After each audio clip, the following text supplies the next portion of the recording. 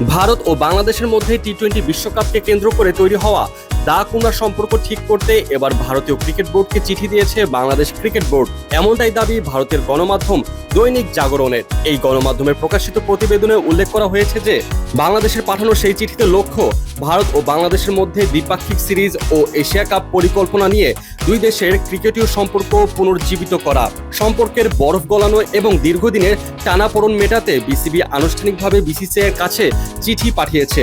দৈনিক জাগরণের এক প্রতিবেদনে বলা হয়েছে, বাংলাদেশে নতুন সরকার গঠনের পর বিসিবির এই উদ্যোগ মূলত দুই বোর্ডের মধ্যকার সাম্প্রতিক প্রাতিষ্ঠানিক অচল অবস্থা কাটানোর একটি ইঙ্গিত। চলতি বছরের শুরুর দিকে দুই প্রতিবেশী দেশের সম্পর্ক একদম বাজে পর্যায়ে পৌঁছে গেছে। বিসিসিআইয়ের এক নির্দেশনার পর কূটনৈতিক সংবেদনশীলতার কারণ দেখিয়ে মুস্তাফিজুর রহমানের চুক্তি বাতিল করে কলকাতা নাইট রাইডার্স। মূলত সেখান থেকেই দ্বন্দ্বের সূত্রপাত।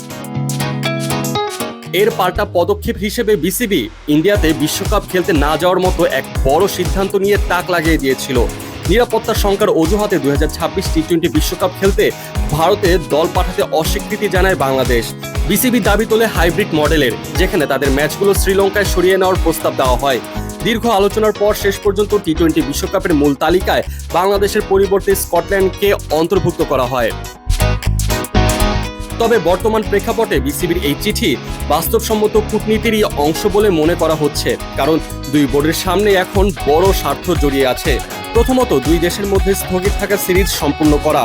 গত সেপ্টেম্বরে 3টি ওয়ানডে ও 3টি টি-20 খেলতে ভারতের বাংলাদেশের মাটিতে আসার কথা ছিল। বিসিসিআই সেই সিরিজ অনির্দিষ্টকালের জন্য স্থগিত করে দেয়, যা মূলত একটি কৌশলগত উপেক্ষা হিসেবেই মনে করছে অনেকেই।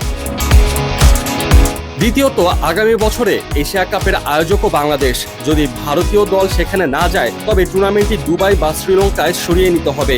বিসিবির একজন কর্মকর্তাও চিঠি দেওয়ার বিষয়টি স্বীকার করেছেন এবং একে একটি নিয়মিত প্রক্রিয়ার অংশ হিসেবে অভিহিত করেছেন। এমনটাই দাবি দৈনিক জাগরণের। বিসিবি বন্ধুত্বের হাত বাড়িয়ে দিলেও বিসিসিআই এই নিয়ে এখন পর্যন্ত নীরবতা পালন করছে। সেই প্রতিবেদন অনুযায়ী দাবি করা হয়েছে, ভারতীয় বোর্ড জানিয়েছে দ্বিপাক্ষিক সিরিজ শুরু বা সফরের ভেন্যু চূড়ান্ত করার বিষয়টি সম্পূর্ণভাবে তাদের কেন্দ্রীয় সরকারের অবস্থানের উপর নির্ভর করছে।